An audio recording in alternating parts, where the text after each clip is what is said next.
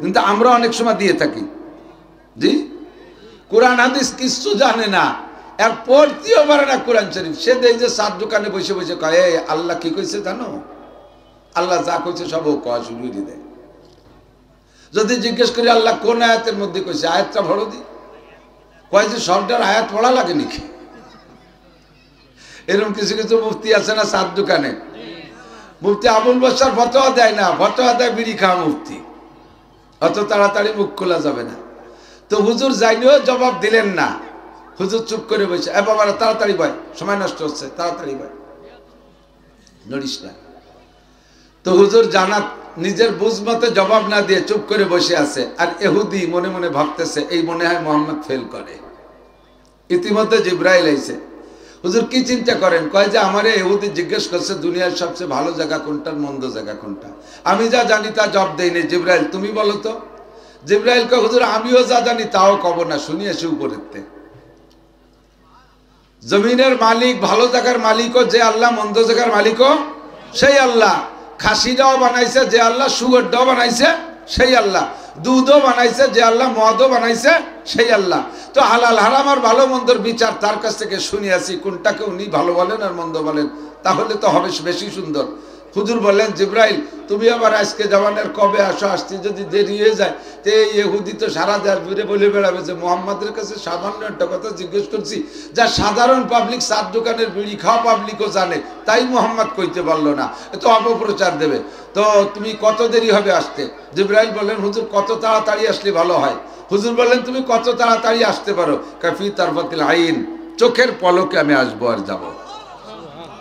কতটুক টাইম? চোখের পলক। আসলে চোখের পলকে তো অনেক সময় লাগে না, এর চেয়ে বেশি সময় অবশ্যই লাগবে, কিন্তু কথার কথা বলে চোখের পলক, ঠিক না? একজনে পাঠাইছেন জাদি ওই দোকানের থেকে 200 গজ দূরের একটা দোকানের থেকে আপনি কিছু আনতে পাঠাইছেন, যাবি আর আসবি চোখের পলকে। তো 200 গজ যাইতে আসছে কি চোখের পলকে সম্ভব? তাই তো চোখের টাইনি ধরে রাখতে হয় যাতে পলক না মারে। তো এখানে চোখের পলক মানে খুব দ্রুত, খুব তাড়াতাড়ি আসবো। সত্যি গেছেন আর অল্পক্ষণের মধ্যে চলে আসছেন। তো আসছে যখন, তখন জিব্রাইলের চেহারার মধ্যে হাসি হাসি খুশি খুশি ভাব বেশি। হুজুর বললেন জিব্রাইল যে খবরের জন্য পাঠাইছে ওই খবর ছাড়া কি আরো নতুন খবর আছে, খুশি খুশি ভাব? তো জিব্রাইল বললেন হুজুর আর একটা নতুন খবর আমার ব্যক্তিগত জন্য অর্জন হয়েছে, সেটা হলো অন্যদিন আমি আসমানে যাই, সিদরাতুল মুনতাহা পর্যন্ত যাই, আমার 2টা ডানা দিয়ে স্বাভাবিকভাবে উড়ে যাই। তা আমার 2টা ডানাকে একবার বাড়ি মারলে 1 সেকেন্ডে 1,86,000 মাইল পথ যাই। আজকে আপনার এই খবরটা খুব দ্রুত আনবো এই উদ্দেশ্যে আমি আমার 600 ডানা ব্যবহার করছি, যাতে খুব তাড়াতাড়ি আসতে পারি। তো 2 ডানাতে উড়লে যত দূরে যায়, 600 ডানাতে উড়লি কিন্তু তার থেকে 300 গুণ বা 600 গুণ বেশি হয় না, তার চেয়ে অনেক গুণ বেশি হয়, ঠিক না? তো গতি যেমন হয়, তার ব্রেক করতে করতে কিন্তু ততদূর সামনে বেশি আগায় যায়। পায়ে হাঁটা মানুষ ব্রেক করে ফেলতে পারি দাঁড়ায় জায়গায় দাঁড়াইয়া। বাইসাইকেল একটু আগের থেকে ব্রেক করা লাগে, মোটর সাইকেল আর একটু আগের থেকে ব্রেক করা লাগে, প্রাইভেট কার আর একটু আগের থেকে ব্রেক করা লাগে, বিমানে ব্রেক করা লাগে অনেক দূর, তারপরও ল্যান্ডে যাইয়া গোষ্ঠী 3 মাইল চলে যায়, ঠিক না? তো অন্যদিন 2 ডানাইতে যাই, আমার জন্য একটা রেড লাইন আছে, যে রেড লাইন অতিক্রম করা আমার নিষেধ, আমি ও পর্যন্ত যে স্বাভাবিকভাবে থামিয়ে যাই। কিন্তু আজকে 600 ডানাতে উঠতে উঠতে ব্রেক করতে করতে আমি তা পার হইও আল্লাহ পাকের অতি কাছে চলে গিয়েছিলাম। এই আল্লাহর নিকটে চলে যেতে পারে, আমার একটু খুশি লাগতে যে মা কানা বাইনি ওয়া বাইনা আল্লাহি হিজাব, আমার মাঝে আর আল্লাহর মাঝে কোনো পর্দা ছিল না, আমি এত নিকটে চলে গেছি, এই জন্য একটু খুশি লাগতেছে। তো খবর কি আনছেন? খবর হলো আহাব্বুল বিলাদ ইলাল্লাহি মাসাজিদুহা ওয়া আবগাজুল বিলাদ ইলাল্লাহি আসওয়াকুহা। যেই খবরটা সারা দুনিয়ার সমস্ত মুমিন মুসলমানরা জানে, হে নবী আপনিও জানেন, আমিও যেটা কল্পনা করেছি আল্লাহ পাকও সেইটাই আমাকে জবাব দিয়েছেন। আল্লাহ দুনিয়ার সবচাইতে ভালো জায়গাগুলো হলো মসজিদ, আর সবচাইতে খারাপ জায়গা হলো বাজার। হুজুর যখন খবর শোনাই দিলেন ইহুদিকে, হে ইহুদি আহাব্বুল বিলাদ ইলাল্লাহি মাসাজিদুহা, আল্লাহর দুনিয়ায় সবচেয়ে ভালো জায়গা মসজিদগুলা, আর সবচাইতে খারাপ জায়গা হলো বাজার। বলার সঙ্গে সঙ্গে ইহুদি বুঝে ফেলাইছে এটা বিশ্ব নবী মুহাম্মদ রাসূলুল্লাহ, কোন নবী রাসূল ছাড়া এই প্রশ্নের জবাব এত সুন্দর দিতে পারে না। সঙ্গে সঙ্গে ইহুদি পড়ে নিল লা ইলাহা ইল্লাল্লাহ মুহাম্মাদুর রাসূলুল্লাহ। পড়বেন না আপনারা? একটু পড়ে ফেলাই, লা ইলাহা ইল্লাল্লাহ মুহাম্মাদুর রাসূলুল্লাহ। আমার নবী এর পরে বললেন, আমার সাহাবায়ে কেরামদের স্বভাব হবে একরকম, আমার আখিরি উম্মতের স্বভাব হবে আরেক রকম। আমার সাহাবায়ে কেরামদের স্বভাব হবে সবচাইতে ভালো জায়গা বেশিক্ষণ থাকতে মনে চাইবে, সবচেয়ে ভালো জায়গা মসজিদ। ভালো জায়গা কোনটা? আমার সাহাবায়ে কেরামদের স্বভাব সবচাইতে ভালো জায়গা মসজিদ, মসজিদে তারা বেশিক্ষণ থাকতে চাইবে। আর বাজার খারাপ জায়গায় এরা বাজারে বেশিক্ষণ থাকতে চায় না, বাজারে জরুরত ছাড়া হলে তাড়াহুড়া করে চলে আসে। আর আমার আখিরি জামানার উম্মত নামে মুসলমান, ইবাদত করবে মুসলমানি ইবাদত, কিন্তু তাদের স্বভাব হবে এর ব্যতিক্রম। তাদের মসজিদে যায় বেশিক্ষণ থাকতে মনে চাবে না, বাজারে যাইয়া দিন ভরে থাকতে বিরক্ত লাগবে না। হযরত ওমর ইবনে খাত্তাব রাদিয়াল্লাহু তাআলা আনহু একদিন এক সাহাবার বাড়ির কাছে যে জিজ্ঞেস করছে, আফিল বাইতে ফুলান, এ বাড়ি কি অমুক আছে নাকি? বাড়ি অমুক আছে। বলার পরে বাড়ি থেকে বড়রা কেন জব দিলে দেয় নাই। ছোট্ট একটা বাচ্চা বেরিয়ে আসছে, যাকে ডাকছে তার সন্তান, তার ছেলে। জিজ্ঞেস করছে, মানেন তা আপনি কে? কয় আনা ইবনুহু, আমি হলাম যাকে তালাশ করছেন, যাকে ডাকছেন তার ছেলে। আইনা আবুকা, বাবা তোমার আব্বা কোন জায়গায়? কয় জাহাবা বিসুক, আমার আব্বা বাজারে গেছে। মাতা জাহাবা, কখন গিয়েছে? কয় আল আন, এই মাত্র গেল। কয় আসবে কত দেরি হবে? বাজারে কি কি কাজ? কয় সায়ার যেও, বেশি দেরি হবে না, যাবে আর আসবে। দুইজনে কথা শেষ করতে না করতে লোকটা বাজার থেকে চলে আসছে। হযরত ওমর বললেন, আপনি না এই মাত্র বাজারে গেলেন, আবার এত তাড়াতাড়ি চলে আসলেন, তা কেন গেলেন বাজারে? এত তাড়াতাড়ি গেলেন? তো লোকটা বলতেছে, আমি নবী পাকের কাছ থেকে শুনেছি বাজারে যে কোনো জায়গায় যাইয়া নেকি আর গুনাহ কেনা বেচা করা যায়। আমি বাজারে গেছি কিছু গুনাহ বিক্রি করতে, আর বাজারে গিয়েছি কিছু নেকি কিনতে। কয় বাজারে কোন গলিতে নেকি কেনা বেচা হয়, কোন গলিতে গুনাহ কেনা বেচা হয়? কয় যে কোনো গলির মধ্যেই কেনা বেচার ব্যবস্থা আছে। সিস্টেমটা কি ভাই তুমি একটু কও। লোকটা বলতেছে, আমার স্বামী আমি রাসূলুল্লাহ, আপনি কি এই কথা রাসূলের কাছে শোনেন নাই? সব কথা তো সব সাহাবা শোনে নাই। যখন ওমর ছিলেন না তখন হয়তো হাদিসটা বলেছেন।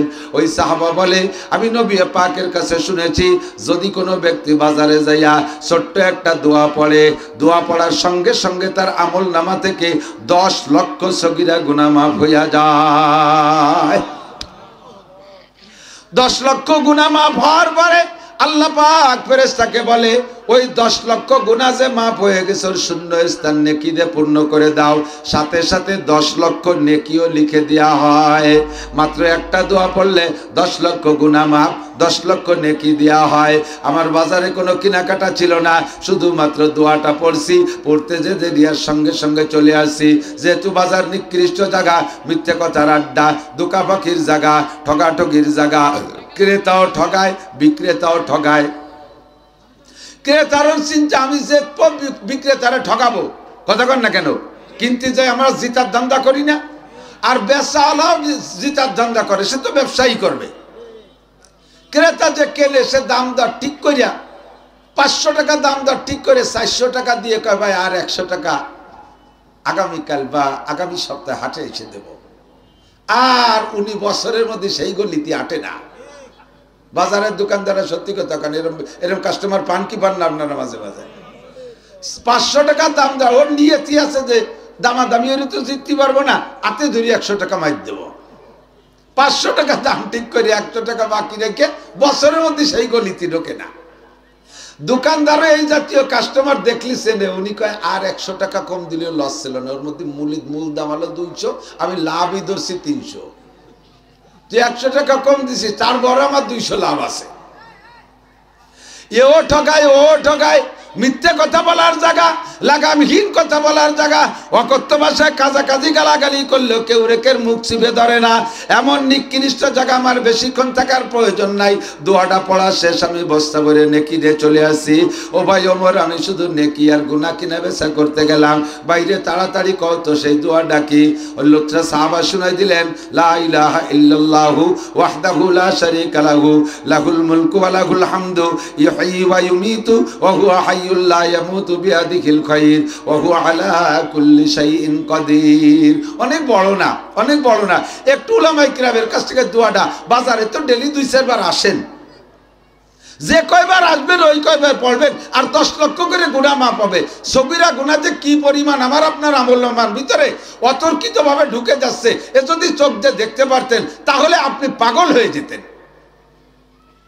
ইমামে আবু হানিফা রাহমাতুল্লাহ আলাইহির মাসআলা, এদিক ওযু বানাইয়া, ওযু হাতটা ধুইলাম, মুখ ধুইলাম, এতে যে পানি গড়ায় পড়ে না, ইমামে আবু হানিফা রাহমাতুল্লাহ আলাইহি বলেন, হাত ধোয়ার পরে, মুখ ধোয়ার পরে, পা ধোয়ার পরে যে পানি পড়লো ওই পানি নাপাক, ওই পানি সিটে গায়ে লাগলি সে জায়গা আবার ধুতেই হবে। অবশ্য মাসালা এটা না, মাসালা ইমাম আবু ইউসুফ মুহাম্মদ রহিমাহুল্লাহর মাসালা হলো ওযুর পানি, ওযু করার পরে যে ব্যবহৃত পানি, এ পানি পাক, তবে আরবিতে বলে তাহের, গায়ের মুতাহের, নিজে পাক, ওই পানি দিয়ে আবার আরেকটাতে পাক করা যায় না। কথা বুঝতে পারিনি? একটা পাত্রের ভিতরে ওযু বানাই হাত ধোয়া পানির একটা বলের মধ্যে ধরে ফেলাইছেন, মুখ ধোয়া পানি একটা বলের মধ্যে ধরে ফেলাইছেন, পাও ধোয়া পানি একটা বলের মধ্যে আটকায় ফেলাইছেন, এক বদ্দা পানিতে ধুইছেন, পুরো এক বদ্দা না জমলেও গলা বদনা ওর মধ্যে হইছে, ফিরে আবার সেই গলা বদ্দা পানি দিয়ে আর একজনের ওযু বানাতে দিলে ওযু হবে না। কিন্তু ওই পানি না পাক না, ওটা কাপড়ি লাগলি কাপড় পাক, তাতে নামাজ হবে না, এরকম না। ইমামে আবু হানিফা বলেন ওই পানি না পাক। কেন বলেন? কেন বলেন? কয় কি, আমি দেখি, আমি সচক্ষে দেখি, যখন বান্দা গুনাহ ওযু বানায় তখন তার হাতে যে গুনাহ ছিল, এই গুনাহ ওযুর পানির সাথে বেয়ে বেয়ে পড়ছে, নিচে যে পানি জমছে ওই পানির মধ্যে আমি গুনাহ দেখি। আর গুনাহ না পাক, গুনাহ কি না পাক।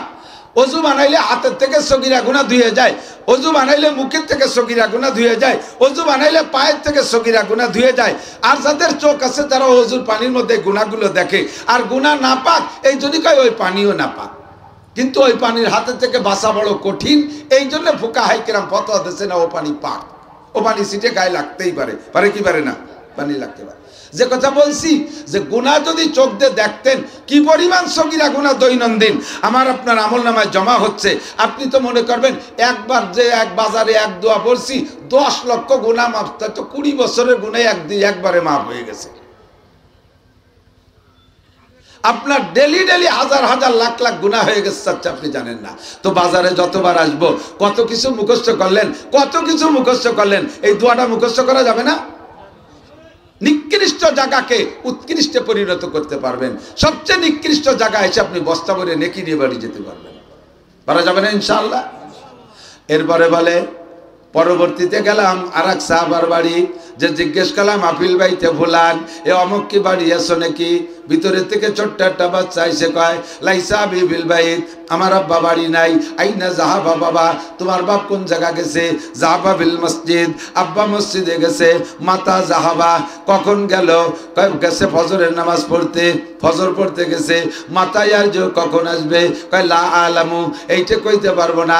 জোহর পড়ে আসতে পারে, আসর পড়ে আসতে পারে, মাগরিব পড়ে আসতে পারে, অথবা একবারে ঈশা পড়ে আসতে পারে, অথবা ঈশার পরে যদি মসজিদে 2 লুকমা খাবার পায় আমার আব্বা রাত্রে বাড়িতে নাও আসতে পারে। একবারে নবী পাকের সাথে রাতে তাহাজ্জুদের নামাজ পড়বে, আবার ফজরের নামাজ পড়া ইশরাকের নামাজ পড়ে আব্বা বাড়ি আসতে পারে। বর্তমানে সাংসারিক কাজ কামের অত ব্যস্ততা নাই, কাজেই পুরোটা টাইম মসজিদে কাটাইতে পারে। হুজুর কা এইটা হলো আমার সাহাবাদের স্বভাব, মসজিদে গেলে বেরোতে চায় না, মসজিদে গেলে বেরোইতে চায় না, আর বাজারে গেলে থাকতে চায় না। আর আমার আখিরি জামানার উম্মতের স্বভাব হবে বাজারে গেলে আর বাজারেতে বেরোতে চায় না। যদি যে জিজ্ঞেস তোর বাপ বাড়ি এসে, কয় না। কোথায় গেছে? কয় তোমার রাজৈর বাজারে গেছে। কখন গেছে? সকালে ঘুমে উঠে 9টার দিক মেশাক করতে করতে গেল। আসবে কখন? কয় যে নাও আসতে পারে, নির্বাচনের গণ তো, যদি কোনো মেম্বারের পিস ধরতে পারে তাহলে চা নাস্তার অভাব হবে না, দিনই নাও আসতে পারে। রাতে একবারে টেলিভিশনের আখেরি মুনাজাতের পরেও আসতে পারে। কতক্ষণ ঠিক না? এরকম মানুষ আছে না নাই? সবচেয়ে নিকৃষ্ট জায়গায় আকর্ষণ বেশি, ওর মধ্যে টানে ভালো, ও জায়গা যাইতে মনে চায়। বাড়িও চা আছে, বাড়ি চা আছে, পানি আছে, বাতি আছে, কেতলি আছে, জ্বালাই খাইয়ে খাইতে পারেন, কিন্তু বাড়ির চাই মজা নাই, বাজারের চাই মজা। অথচ বাজারের চার চাইতে বাড়ির চা মানসম্মত, ঠিক না? নিজের বাড়িও টেলিভিশন আছে, কিন্তু দোকানের টেলিভিশনে মজা বেশি। বাড়ির ডানে বন্ধ হইতে দোকানেরটা দেয়। এরকম মানুষ আছে না নাই? বহুত আছে। কয় বাজারের খবর কইলে কয় দিনের মধ্যে নাও আসতে পারে। আর যদি বলে বাবা তোর আব্বা গেছে কোন জায়গায়, কয় মসজিদে গেছে, কয় কখন গেল, কয় যেই তো এই মাত্র গেল, কয় কখন আসবে, কয় যাবে আর আসবে, এক টিকিট পড়তেও পারে নাও পারে। সত্যি দেখা গেছে তাই, মসজিদে এই মাত্র গেছে, যার সাথে সাথে গেছে তো একটু দেরিতে, ওই ক্লাসের মানুষ তার আগে যায় না, যাইয়ে দেয় যে মসজিদের দরজা যখন দাঁড়াইছে ইমাম সাহেব সালাম ফিরে দিয়েছে, আসসালামু আলাইকুম রহমতুল্লাহ, আসসালামু আলাইকুম রহমতুল্লাহ, সালাম ফিরে দে না আর পড়াইও। মুনাফিকের কয়েকটা আলামত হুজুর বলেছেন। এক নম্বরে এই যে হাদ্দাসা কাযাবা, মুনাফিকের এক নম্বর আলামত হলো মিথ্যে কথা কয়। দুই নম্বরে ওয়াইজা ওয়াদা আকলাফা, কিনা বেচা কথায় কাজে মানুষের কাছে ওয়াদা করে তা খেলাপ করে। তিন নম্বরে ওয়াইজা তুমি না খান, মুনাফিকের কাছে যা আমানত রাখা হয় তা খেয়ানত করে, নষ্ট করে দেয়। বহুত মুনাফিক এই সাথে আমানত খেয়ানত করেওয়ালা, একেবারে ব্যক্তি জীবন থেকে নিয়ে আন্তর্জাতিক জীবন পর্যন্ত পদে পদে যত বড় অফিসার তত বড় খেয়ানত করেওয়ালা, যত বড় কন্ট্রাক্টর তত বড় খেয়ানত করেওয়ালা, যত বড় লিডার তত বড় খেয়ানত করেওয়ালা, তত বড় মুনাফিক।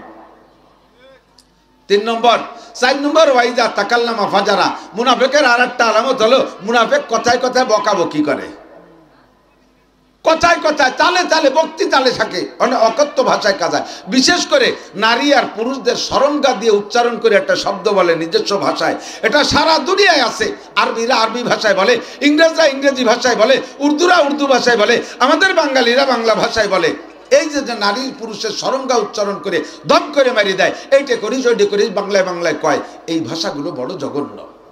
হুজুর বলেন আমি মেরাজে যে দেখলাম এক শ্রেণীর মানুষের মুখের আকৃতি জাহান্নামের মধ্যে আছে, তারা শরীর পুড়তিছে আগুনে, মুখের আকৃতিটা নারীদের সরঙ্গার মতো। একটু কষ্ট লজ্জা পালেন না? একটু বলেন না নাউজুবিল্লাহ। নারীদের সরঙ্গার মতো মুখের আকৃতি।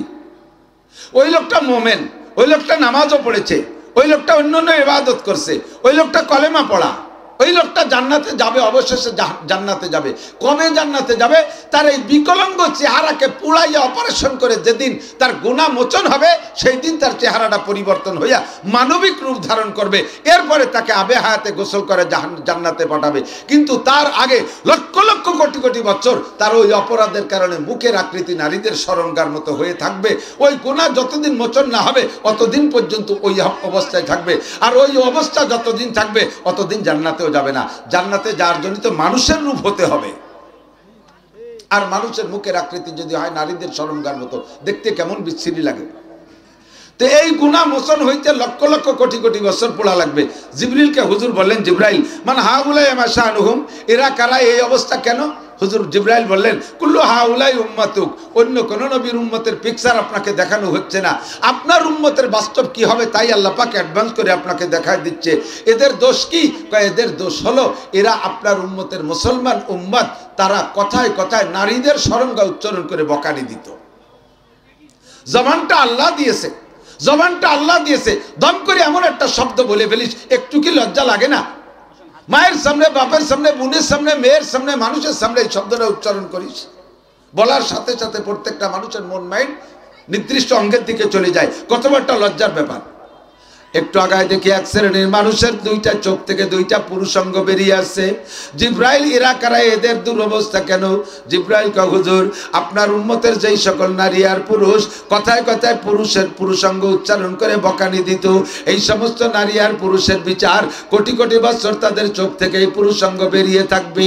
যতদিন পর্যন্ত ওই গুনাহ মোচন না হবে অতদিন তারাই বিকলাঙ্গ থাকবে। ওই পুড়তে পুড়তে যখন ওই গুনাহ মোচন হবে, এরপরে তাদেরকে কলেমা আর ঈমান বদৌলতে আবে হায়াতে গোসল করাইয়া মানুষের রূপ দিয়ে তাদেরকে জান্নাতে পাঠানো হবে। এই জন্য জবানকে কন্ট্রোল করি, অকথ্য ভাষায় বকাবকি না করি। 5 নম্বরে মুনাফিকের আলামত নবী অন্য হাদিসের মধ্যে বলেন, একটু খেয়াল করেন, মুনাফিকের আলামত বলেন, কিসের আলামত? মুনাফিকের আলামত। মুনাফিক জান্নাতে যাবে না, জাহান্নামে। তাও জাহান্নামের কোন জায়গা জানেন? একেবারে তলদেশে।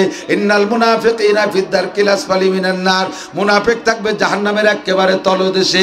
আরে জাহান্নামের উপরে যারা ভাসমান থাকবে, অনেক সময় বুজুর্গানে দিনের নজরে যদি পড়ে যায় তারা সুপারিশ করে বের করে নেবে, নবীদের নজরে যদি পড়ে যায় সুপারিশ করে তাদেরকে বের করে নেবে।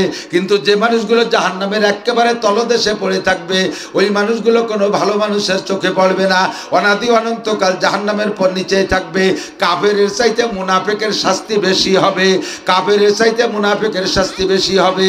আল্লাহু আকবার। এই জন্য মুনাফিকের যে আলামত আছে থেকে বেঁচে থাকার চেষ্টা করি, মুনাফিকি কাম না করি। 5 নম্বর মুনাফিকের আলামত হলো, হুজুর বলেন মুনাফিক মসজিদে যায় সবার পরে, বেরোয় যায় সবার আগে। এ পোলারা কথা কইস না, ছোট বাচ্চারা ওইদিক যাও। মুনাফিক মসজিদে যায় সবার পরে, বেরোয় যায় সবার আগে। সালাম ফিরাইতে যে দেরি, আর মুনাফিকের গায়ে হয় না।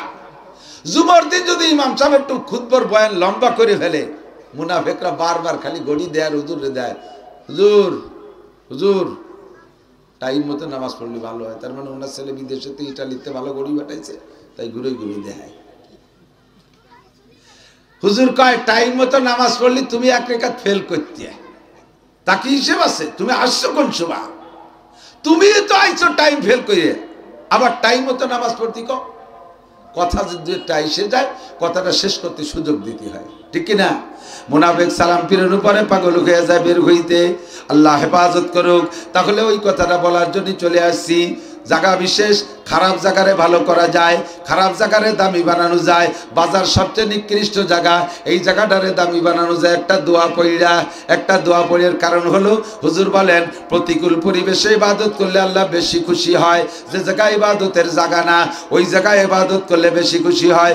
যখন ইবাদত করা কঠিন ওই সময় ইবাদত করলে আল্লাহ বেশি খুশি হয়। যৌবনকালে ইবাদত করা কঠিন, যৌবনকালে চরিত্র নষ্ট থাকে, যুবকদের মন মানসিকতা অন্য দিক থাকে। এই জন্য যৌবনকালে ইবাদত করলে আল্লাহ বেশি খুশি হয়। বৃদ্ধ হয়ে গেলে ইবাদত করতে কষ্ট, বুড়ো মানুষের ওযু বানানোর কষ্ট, বুড়ো মানুষের গোসল করা কষ্ট, মসজিদে যাইতে কষ্ট, রুকু সিজদায় কষ্ট, লম্বা মুনাজাত করতে কষ্ট। এই কষ্টের সময় ইবাদত করলে দাড়ি পাকা বুড়ো মানুষ যদি, দাড়ি পাকা বুড়ো মানুষ, চুল পাকা বুড়ি মহিলা এ যদি ব্যাগটায় কেঁদে দেয় আর তওবা করে, আল্লাহ পাক বলেন আমি লজ্জায় তার জীবনে সব গুনাহ মাফ কইরা দেই। আর যুবক তার যৌবনকালটা ইবাদতের সময় না। বেশিরভাগ যুবকের যৌবনের টানে তারা 14ই ফেব্রুয়ারির আকামে চলে যাবে, যৌবনের টানে তারা দুনিয়ার নোংরামি আকাম কুকামের মধ্যে চলে যাবে। কনসার্ট করবে, গান করবে, বাজনা করবে, বক্স বাজাবে, ডেক্স বাজাবে, যত খারাপ জায়গা যাবে। এটা যৌবনের টান। এই সময় যদি যৌবনকে কন্ট্রোল করে ইবাদত করে, আরে খারাপ জায়গা বাজারে যেমন দামি বানানো হয়েছে ওই রকম তোমার যৌবনকালটাকে দামি বানাই দেওয়া হবে। আর সে আজিবের নিচে তোমাকে ছায়া কইরা আল্লাহ পাক রব্বুল আলামিন 500 বছর তার কুদরতি হাত দিয়ে তোমার মুখে উঠায় খানা খাওয়াবে। আমাদের মাঝে দামি একটা রাত আসতেছে, 14ই শাবান দিবাগত রাত, সম্ভবত শুক্রবারে দিবাগত রাত হবে না? শুক্রবার দিবাগত রাত। সংক্ষেপে বলি, চতুর্দিকে আজান হচ্ছে, আর বেশিক্ষণ কথা বলা যাবে না। আমরাও নামাজে যাব। 14ই শাবান দিবাগত রাত, রাতটা বড় দামি রাত। প্রত্যেক ভালোরে আমার আচরণে মন্দ বানাইতে পারি, আর প্রত্যেক মন্দকে আমার আমল দিয়ে ভালো বানাতে পারি। কতক্ষণ? যেমন কোরআন শরীফ তিলাওয়াত শুনে নেন, একটু ছোট ছোট করে দুই একটা বলে ফেলি, নড়াচড়া করবেন না, শুনে নেন। কোরআন শরীফ তিলাওয়াত এর চাইতে আফজালুল ইবাদাতে তিলাওয়াতুল কোরআন। ক্বালা রাসূলুল্লাহ সাল্লাল্লাহু আলাইহি ওয়াসাল্লাম, হুজুর বলেন দুনিয়ায় যত নফল ইবাদত আছে তার মধ্যে সবচাইতে আফজাল সর্বশ্রেষ্ঠ হলো তিলাওয়াতে কোরআন। এই কোরআন শরীফ তিলাওয়াতে আপনি 1 পয়সারও নেকি পাবেন না। আপনি তিলাওয়াত করতেছেন, মসজিদের ভিতরে কয়জন নামাজ পড়তেছে আর আপনি জোরে জোরে তিলাওয়াত করতেছেন, আপনি জোরে তিলাওয়াত করতেছেন। আপনার তিলাওয়াতের কারণে যদি তাদের নামাজের ত্রুটি হয় তাহলে আপনি এই তিলাওয়াতে নেকি পাবেন না। মহিলা যদি না ঘরে বসে তিলাওয়াত করে কোরআন শরীফ জোরে জোরে আওয়াজ দিয়ে, আর রাস্তার পুরুষরা যদি তার তিলাওয়াত শোনে, খুদার কসম এই তিলাওয়াতে কোনো নেকি হবে তো না, হবেই না। যত পুরুষ ওই মহিলার তিলাওয়াতের আওয়াজ শুনবে অত কয়জন পুরুষের সাথে তার আমলনামায় জিনার গুনাহ লেখা হবে। অথচ তিলাওয়াত কত বড় দামি ইবাদত। পক্ষান্তরে জেনারেল শিক্ষা, কেউ কি বলতে পারবেন আমি একটা হাদিসই পাইছি যে লোকটা ম্যাট্রিক পাস করবে গোল্ডেন এ প্লাস সে কবর আযাব মাফ। বোঝেন নাই কি কইছে? কোন হাদিসই পাইছেন যে ম্যাট্রিক যদি গোল্ডেন এ প্লাসে পাস করা যায় কবরে জাম্মা? আইএ পাস করতে পারলি, আইএতে যদি এ প্লাস পায় তাহলে সে ডাইন হাতে আমলনামা পাবে। এই পাস করে। বিএ পাস করলি বিদ্যুৎ গতিতে পুলসিরাত পার। এমএ পাস করলি বিনা হিসাবে জান্নাতি। পাইছেন কোন কিতাবে? এই যে পাসগুলো কইছে, পাসগুলো করে কি জন্য? দুনিয়া কামাই করার জন্য। আইএ পাস করলে চাকরি হয়, ম্যাট্রিক পাস করলে চাকরি হয়, বিএ পাস করলে চাকরি হয়, এমএ পাস করলে চাকরি হয়, বিসিএস পাস করলে সরকার বাধ্য হয়ে যায় চাকরি দিতে, যে কোনো একটা ভালো পদ তাকে দিতে বাধ্য থাকবে, এই না? এই উদ্দেশ্যেই তো। অথচ এই আইএ বিএ এমএ দুনিয়ার বিদ্যা এ পড়ার সাথে যদি আপনার নিয়ত ভালো থাকে, আমি যদি বিসিএস পাস করি, একজন সরকারি বড় গ্যাজেটেড অফিসার হতে পারি, তাহলে আমি যে অফিসে চাকরি করব ওই অফিসকে দুর্নীতিমুক্ত করব, ঘুষ চলতে দেব না, কেউরে ঘুষ খাইতে দেব না, অধীনস্থদেরকে ঘুষ বন্ধ করে দেব, আমি এইভাবে জাতির সঠিক সেবা করব। দুনিয়া ভরে সব অফিসাররা ঘুষ ফুস খেয়ে মানুষকে ক্ষতি করতেছে, আমার অফিসটাকে কমপক্ষে আমি পবিত্র করব, এমন নিয়ত করে যদি IA BA MA BCS pass করেন, তাহলে প্রত্যেক অক্ষরে অক্ষরে আপনাকে এক একটা করে নেকি দেওয়া হবে। প্রত্যেক মন্দকে আপনি ভালো বানাইতে পারেন আপনার আমল দিয়ে, আবার ভালোকে আপনার আমল দিয়ে নষ্ট করতে পারেন। তসবি পড়ে, এদিক থাকেন, তসবি আছে আমার পকেটে, আছে একদল আটে, আর এই তসবি না সাথী তালে থাকে, দোকানে বসে কথা করছে, তার মধ্যে দানায় গুটি চলতি তালে রয়েছে, দেখছেন না? বক্তারা অনেকে আছে হাতে তসবি নিয়ে নাচায় নাচায় ওয়াজ করে। কে তসবি নাচানোর কি দরকার? তসবিতে তুমি নিশ্চয় কিছু পড়তেছো, সুবহানাল্লাহ সুবহানাল্লাহ আলহামদুলিল্লাহ কিছু পড়তেছো, ওয়া তুমি অবিরাম পড়তে থাকো, উযকুরুল্লাহ যিকরান কাসীরা, আল্লাহ বলছে বেশি বেশি জিকির করো, গুনাহ কথা নাই। তার এ মালা নাচাও কে? বেটাকে দেখাও যে আমি তসবি পড়ি। তোমার পড়া হবে, কোনো নেকি পাবা না, কারণ এর ভিতরে তোমার রিয়া এসে গেছে, এর মধ্যে তোমার রিয়া এসে গেছে। লক্ষ লক্ষ টাকা দান করে মসজিদেরটা বানায় দিছো, লক্ষ লক্ষ টাকা দান করে মসজিদেরটা বানায় দিছো, ওর গায়ে লিখতে হবে অমকের বেটা অমক সৌজন্যে অথবা তার অনুদানে। কে লিখতে হবে? কে? মসজিদ বানায় দিছো তুমি ইবাদতের জন্য, নেকির আশায়, তোমাকে কয়বা বেটার সাইনবোর্ড লিখতে হবে কেন? থাকবে একটা স্মৃতি। স্মৃতির মানেই হলো সৌজন্য। কিয়ামতের ময়দানে আল্লাহ আপনাকে ডেকে বলবেন, তুমি কি দুনিয়ায় কোনো ভালো কাজ করেছো? আল্লাহ কিছু না করলেও 5টা মসজিদ বানাই দিয়েছি। কি জন্যে?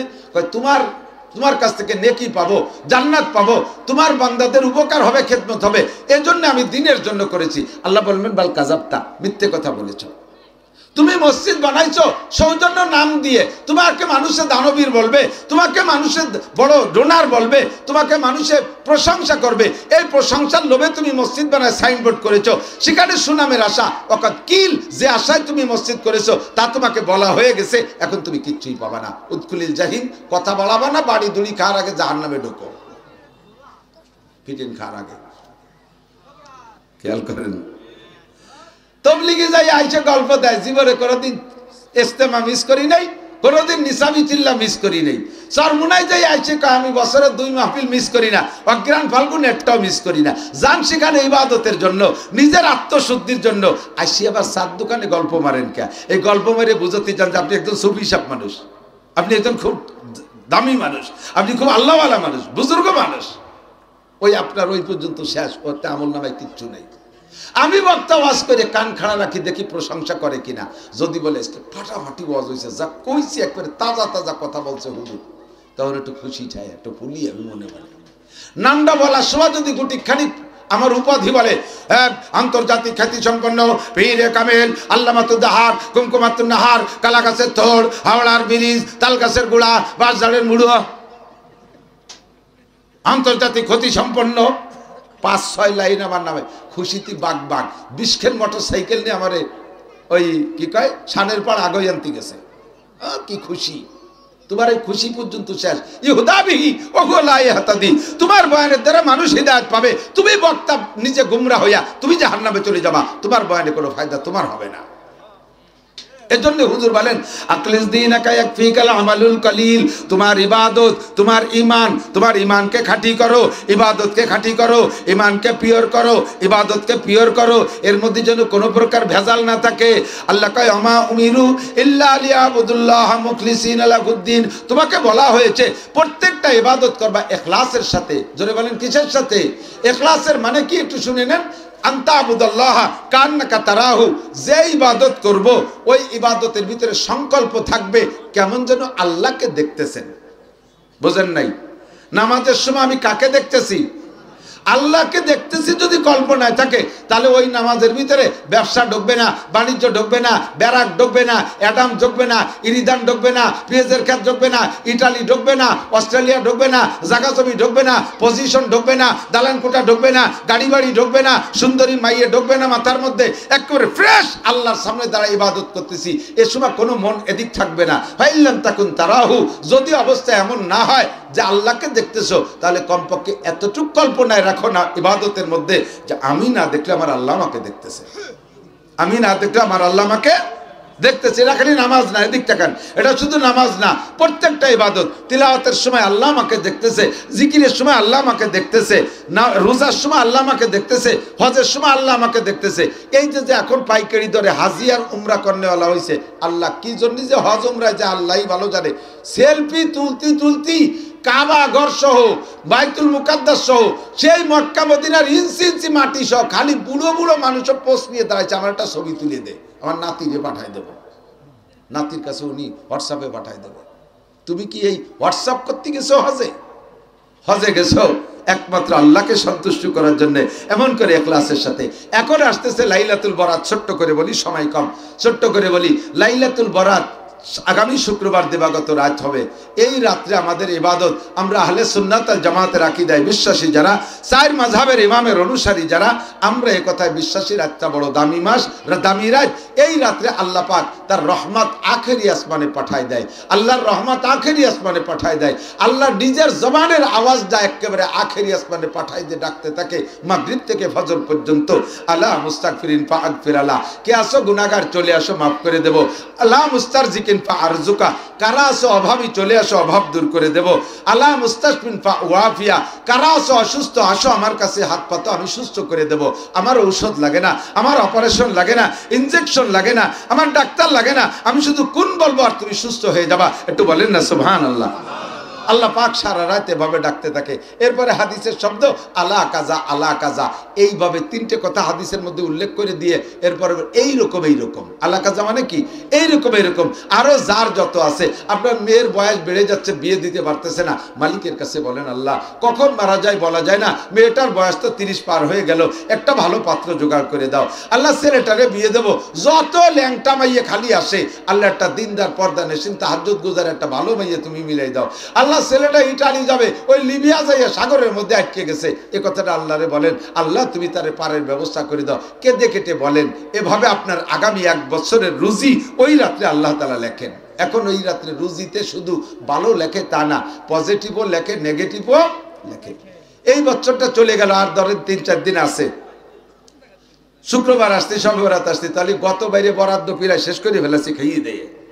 এর মধ্যে কি সারা বছর একভাবে ভালোভাবে কাটছে?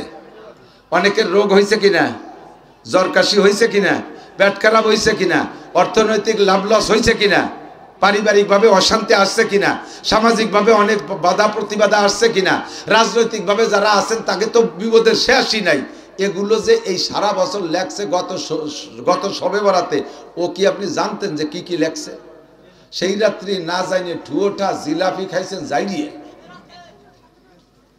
আর খুশিতে ভর্তি উড়ে বেড়াইছেন। আগামী শুক্রবারের দিবাগত রাত্রে লেখবে আগামী 1 বছরের লেখা। কি কি লিখবে? খালি আপনি ধনী হবেন, ভালো হবেন, সুখে থাকবেন, এ লিখবে তা না। আপনার নামে কি লিখতেছে আপনি জানেন না।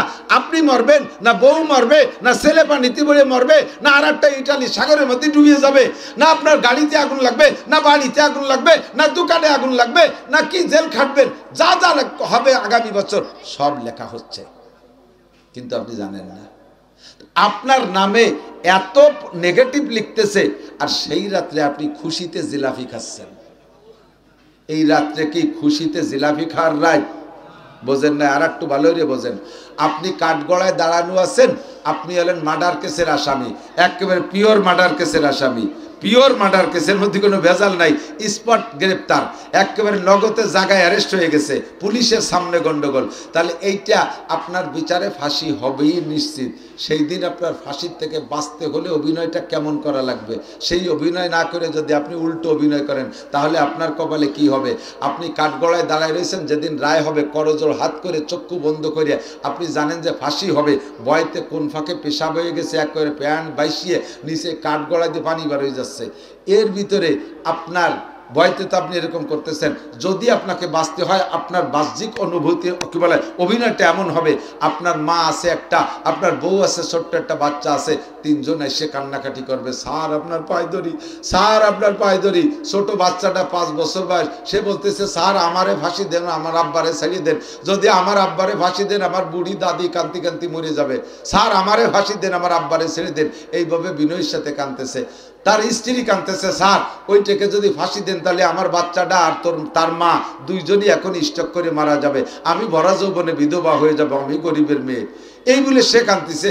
বুড়ি কাঁদতেছে, স্যার আমার এই বাচ্চাটার 1 বছর বয়সে আমি বিধবা হয়েছি, আমি সেই বাচ্চা নিয়ে পড়ে আছি, আমি জীবনে কোনোদিন অন্য কোনো ঘরে গেলাম না, আমার ছেলেটা অনেক ভদ্র, কোন শয়তানে পালায় পড়ে অ্যাক্সিডেন্ট করছে, জীবনে তো অনেক কিছু করছেন স্যার, স্যার অনেক কিছু করার ক্ষমতা আপনার আছে, আমারে ফাঁসি দেন, আমি বুড়ি মা, আমারে ফাঁসি দেন, আমার বাবারে ছেড়ে দেন। এইভাবে যদি বিনয় করে তখন অফিসার জজ সাহেব দুশ্চিন্তার মধ্যে পড়ে যায়, কি করব, একটারে মারলে 3টে মরে যাবে, একটারে মারলে 3টে মরে যাবে, জীবনে তো অনেক কিছুই করছি, আজকে একটা খেলা দেখাই দেই। 3টের অভিনয়, 4টের অভিনয়, আসামির অভিনয় আর তার সহকারী তার সাথীদের অভিনয় দেখে জজ সাহেব বলতে বাধ্য, যা বেকসুর খালাস, বেকসুর খালাস। হতে পারে কি পারে না? পক্ষান্তরে সেই জায়গা বাঁচতে হলে তো এই করতে হবে। আর সে জায়গা যে যদি কাঠগড়ায় যে আসামি, সে যদি কয় আরে মরিয়ে তো যাবই, আজ 2 বছর হাজত রয়েছে, সিগারেট খাতে পারি রে, ওর দলে যারা একটা সিগারেট দি খাই, আর ওর মা কয় না জিলাপি কিনলি তা তো দিলি না, ওর বউ কয় এ জজ আমার স্বামীরে ভাসি দিবি, এই যেটা আছে তুই একদিন রিটায়ার করবি, এরে তোর বাসে লাগাই দেব। তাহলে এই সময় কি হবে কন্ত বিচার? কয় যে এই ডেরে ফাঁসি দে আর ওই 3 ডেরে যাবজ্জীবন দিয়ে আটকা। ঘটনা তাই হয়ে যাবে না? আপনার নামে আজকে রাত্রে শবে বরাতে লিখতেছে কত নেগেটিভ, কত উল্টো পাল্টা, আর আপনি সেই রাত্রে মসজিদে যে প্যাকেট প্যাকেট জিলাপি খাচ্ছেন আর ফুর্তি করতেছেন আর নাচে গিয়ে বেড়াচ্ছেন আর হালুয়া রুটি খাচ্ছেন, গরু খাচ্ছেন, গোস্ত খাচ্ছেন, রুটি খাচ্ছেন, দামি দামি খাবার, নাম রাখছেন সবে বরাত। তার মানে আজকের বরাতে যদি ভালো দেয় তাহলে সারা বছর ভালো হবে না রে মনা, তা না। এই রাতটা হলো কান্নাকাটির রাত, আর পরের দিনটা হলো না খাওয়ার দিন। কুমু লাইলাহা ওয়া সুমু ইয়াওমাহা, নবী পাক বলেন রাত্রে জেগে ইবাদত করো আর কান্নাকাটি করে চাও, আর দিনের বেলা অনশন ধর্মঘট করো, অনশন ধর্মঘট করো, না খাইয়া রোজা থেকে ইফতারি সামনে করে নিয়ে বসে আল্লাহ রেখো, আল্লাহ গত রাত্রে যা চাইছি ও না দিলি খাবো না। ইফতারির সময় আল্লাহ কয় না খাও খাও খাও, তুমি রাতভর যা চাইছো সব তোমারে দিয়ে দিলাম। আমাকে কয় বছর আগে বাংলাদেশের মাস্টাররা আমলিক সরকারের কাছে গেছিল, অনেক দিন পর্যন্ত অনেক দাবি দরখাস্ত করছে, তা হাসিনে মোটে কবুল করে না। লাস্টে যে সব মাস্টাররা পল্টন ময়দানে অনাশন ধর্মঘট করছিল, মাস্টারকেও থাকলে সাক্ষী দেন, জানা আছে না যে অনাশন ধর্মঘট মানে পেটের উপরে থাল তুইয়ে প্লেট তুইয়ে শীত হয়ে শুয়ে রয়েছে খরার মধ্যে, খাবো না, কিচ্ছু খাবো না। আমাকে কয় বছরের দাবি দরখাস্ত মুনাজাত কবুল না হলি, এখন কোন মাস্টার আবার গোপনে গোপনে যে জুত করে চাটি খাইয়েছে, আবার থাল পেটের পর তুই শুয়ে রয়েছে। 30 জন সম্পর্কে সাংবাদিকরা লেখছে যে 30 জন 3 দিনের মধ্যে কিচ্ছু খাইনি, মরে মরে ভাব। এখন জীবনের শেষ মুহূর্তে চলে আসছে, সাংবাদিকরা যাইয়া মন্ত্রীকে বলছে, মন্ত্রী যে প্রধানমন্ত্রী বলছে, স্যার 30 জন যদি মাস্টার মারা যায় অনশন ধর্মঘটে, আপনার সরকারের বদনাম হবে, তাড়াতাড়ি তাকে মুনাজাত কবুল করেন। প্রধানমন্ত্রী খবর পাঠাইছে, যাও ওই 30 জনের মুনাজাত কবুল হয়ে গেছে, এখন যে খাতি খাও ওকে যা যা দাবি আছে সব কবুল করলাম। এরকম অনশন ধর্মঘট 5 বছর পর্যন্ত মুনাজাত করছে, অনশন ধর্মঘট করে কবুল করায় নিয়েছে। আল্লাহ কয় রাতভর চাবি, ছেলে দাও, মেয়ে দাও, বউ দাও, বাচ্চা দাও, ব্যবসা দাও, বাণিজ্য দাও, ভাত দাও, কাপড় দাও, দালান দাও, কোটা দাও, গাড়ি দাও, বাড়ি দাও, সব দাও, রাতভর চাবি, আর দিনই অনাশন ধর্মঘট করবি, না খাইয়ে পড়ি থাকবি কায়ত ইয়া। ইফতারির সময় থাল ভরিয়ে নিয়ে কই খাবো না যতক্ষণ দোয়া কবুল না হয়। মাগরিবের সময় আল্লাহ কয় তোর সব চাওয়া পূরণ করে দিলাম, কন্যা সুবহানাল্লাহ। খাওয়ার একটা দিন আছে, সেটাও আল্লাহ শিখাইতেছে। নবী পাক বলেন মুহররম মাসের 10 তারিখে দিনের বেলা রোজা রাইখা রাত্রে যদি পরিবারের সদস্যদেরকে নিয়ে যার যেমন সাধ্য আছে ভালো খানা খায়, আল্লাহ তাআলা আগামী 1 বছর রুজির বরকত বাড়ায় দেয়। খাবেন মুহররমের 10 তারিখ, শবে বরাত খাওয়ার রাত না, হালুয়া রুটির রাত না। বাদ দেন হালুয়া রুটি, বাদ দেন হালুয়া রুটি। আমাদের ছোটবেলায় ঈদুল ফিতরে যে কয়টা গরু জবাই হতে না দেখছি, এখন শবে বরাতে তার চেয়ে বেশি গরু জবাই হয়, তার চেয়ে বেশি পোল্ট্রি জবাই হয়, ঠিক কি ঠিক না? আর কি হালুয়া রুটি, এগুলো বাদ দেন, সম্পূর্ণ বেদাতি কারবার। আল্লাহ নবী বলেন আলা ওয়া ইন্না খায়রাল কালামে কালামুল্লাহ, দুনিয়ার সবচেয়ে ভালো কথা আল্লাহর কথা। ওয়া খায়রাল হাদি হাদি মুহাম্মাদিন সাল্লাল্লাহু আলাইহি সাল্লাম, আর সবচাইতে ভালো পথ প্রদর্শন মুহাম্মদুর রাসূলুল্লাহর পথ প্রদর্শন। ওয়া ইন্না মুহদাসাতিল উমুরে ওয়া ইন্না কিবালায় ওয়া খায়রাল হাদি হাদি মুহাম্মাদিন সাল্লাল্লাহু আলাইহি সাল্লাম ওয়া কুল্লু মুহদাসাতিন বিদআ। আর যত নতুন আবিষ্কার আছে, যত নতুন আবিষ্কার ধর্মের নামে, এগুলোর নাম বেদাত। অকুল্লা বেদাতিন দলালা, আর সমস্ত বেদাতি হলো পথভ্রষ্টতা। অকুল্লা দলালাতিন ফিন্নার, সমস্ত ভ্রষ্টতার পরিণতি জাহান্নাম। কাজে ইবাদত করতে যাইয়া ভালো রেজেনু নষ্ট করিয়ে না ফেলাই। মনে আছে তো কথা? সবে বরাত ভালো রাত, এর জন্য আমরা আগলামি পাগলামি করে, আতশবাজি করে, বোমাবাজি করে নষ্ট না করি। এই গরু ছাগল খাতি খাতি যেন রাতটা নষ্ট না করে ফেলাই। আমরা প্রত্যেকে সারা রাত জেগে ইবাদত করার প্রতিজ্ঞা করি, এবং আমরা রাত্রে আল্লাহর কাছে চাইব। ইবাদতের জন্য নামাজের কোনো নির্দিষ্টতা নাই যে এই সুরতে পড়তে হবে, এই কয় রিকাত 12 রিকাত 14 রিকাত পড়তে হবে, কিচ্ছুই না। আপনার অনেক যে কোনো 2 সুরতে 2 রিকাত করে নামাজ মিলে মিলে পড়বেন। কিছুক্ষণ নামাজ পড়তে পড়তে বিরক্ত লাগতেছে, একটু কোরআন শরীফ পড়েন। কোরআন শরীফ না পড়েন, বসে বসে কুলহু সূরা পড়েন। 3 বার কুলহু পড়লে 1 খতম কোরআন শরীফের নেকি আপনি পাইতে থাকবেন। এভাবে মিলমিল করে পড়তে থাকেন। এরপরে আপনি তাতেও বিরক্ত লাগতেছে, কিছুক্ষণ জিকির করেন, জিকির করতে করতে বিরক্ত লাগতেছে, একটু মোনাজাত করেন। মোনাজাতের পরে আর কোনো ইবাদত করা যায় না তা না, মাঝে একবার মোনাজাত করে বেড়াইছেন, আবার ইবাদত করেন, আবার করেন, আবার খানিক পরে আরেকটা মোনাজাত দেন। কারণ মোনাজাতই ইবাদত। নবী পাক বলেন আর দোয়া হুয়াল ইবাদা, দোয়াই হলো আলাদা একটা ইবাদত। এজন্য আমরা সবে বরাতে আর এই ইবাদত যেমন শারীরিক ইবাদত করছি, ও রাত্রে আপনি অনুদানের ইবাদত করতে পারেন, আপনি মানুষকে 10টা টাকা দিলেন, 20টা টাকা দিলেন, 50টা টাকা দিলেন, 1000 টাকা দিয়ে দিলেন, ইমাম সাহেবকে টাকা দিলেন, মুয়াজ্জিনরে দিলেন, গরিবরে দিলেন, ফকিররে দিলেন, যত দেবেন এটা মালি ইবাদত। এই রাতটা ভর আমরা ইবাদতের মধ্যে কাটানোর চেষ্টা করব, এবং সব ইবাদতকে বেদাত মুক্ত করে করার চেষ্টা করব। রাজি আছি তো ইনশাআল্লাহ? আল্লাহ তাআলা আমাদের আমল করার তৌফিক দান করুক। 1 মিনিট একটু মুক্তাসার দোয়া করে দেই। اللهم صل على محمد وعلى آل سيدنا محمد اللهم آمين ربنا ظلمنا أنفسنا وإن لم تغفر لنا وترحمنا لنكونن من الخاسرين। মেহেরবান আল্লাহ আমাদের জীবনের সব গুনাহ মাফ করে দেন, বুঝে না বুঝে যত গুনাহ করি সব আপনি মাফ করে দেন। বাজারের মতো নিকৃষ্ট জায়গা আল্লাহ তোমার নেককার বান্দারা সুন্দর একটা পরিবেশ করে কিছু আলোচনার ইন্তজাম করেছে। মেহেরবান আল্লাহ এই ইন্তজাম করনেওয়ালাদের আমল নামা নেকি দ্বারা ভরপুর করে দাও। আয় আল্লাহ ইন্তজামি কমিটির আমল নামা নেকি দিয়ে ভরপুর করে দাও। আয় আল্লাহ বাজারের মতো নিকৃষ্ট জায়গাকে আজকে কিছুক্ষণের জন্য উৎকৃষ্টে পরিণত করার সুযোগ তুমি করে দিয়েছো। আমাদের আমল নামা নেকি দ্বারা ভরপুর করে দাও। আয় আল্লাহ আসন্ন লাইলাতুল বরাতের যত সহি ইবাদত আমাদের করার তৌফিক দান করো। আয় আল্লাহ যত সহি ইবাদত আমাদের করা তৌফিক দান করো। সকল প্রকার বেদাত এবং আবিষ্কার থেকে আমাদেরকে হেফাজত করো। আয় আল্লাহ সহি শুদ্ধ ইবাদত করে তোমার কাছ থেকে আমাদের পর্যাপ্ত চেয়ে নেওয়ার ব্যবস্থা করে দাও, এবং আমরা যা চাই সব তুমি আমাদেরকে হাত ভরে দিয়ে দিও। আয় আল্লাহ আজকে আমাদেরকে খালি হাতে ফিরে দিও না, আমল নামা নেকি দ্বারা ভরপুর করে দাও। আমাদের মধ্যে যারা অসুস্থ রোগী সুস্থ রোগ মুক্ত করে দাও।